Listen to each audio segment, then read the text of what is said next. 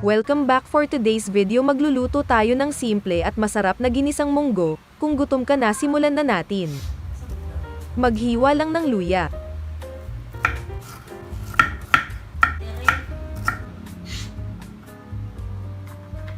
Mag-chop na din ng onion at garlic.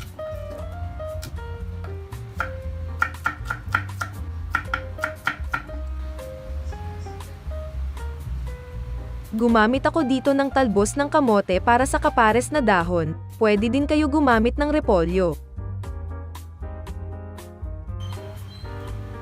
Ilagay na natin ang ating munggo sa pressure cooker at lagyan ng tubig. Sinama ko na din ang kunting karne ng baboy at hindi ko muna hiniwa. Nilagyan ko na din ng additional 2 cup of water, bali 3 cups lahat.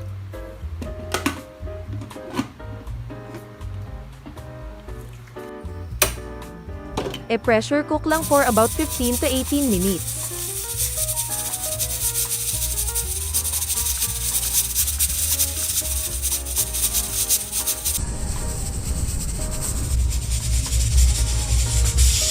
Buksan na ang pressure cooker.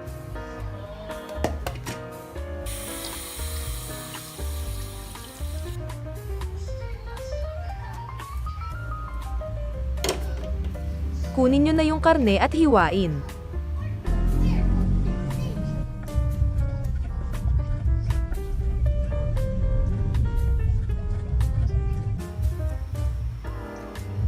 Igisa na ang onion at garlic, sunod ilagay na ang karne hanggang sa medyo magkulay brown.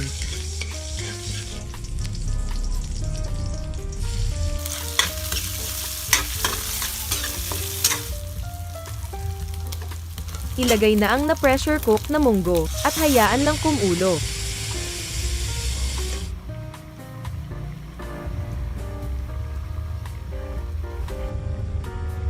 Maglagay na ng cubes, half lang nilagay ko at timplahan ng salt, MSG, at pepper.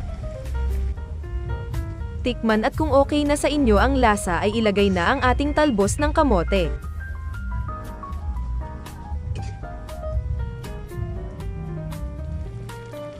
Yan, luto na ang simple at masarap na ginisang munggo. Salamat sa panonood guys. Don't forget to subscribe guys for more videos.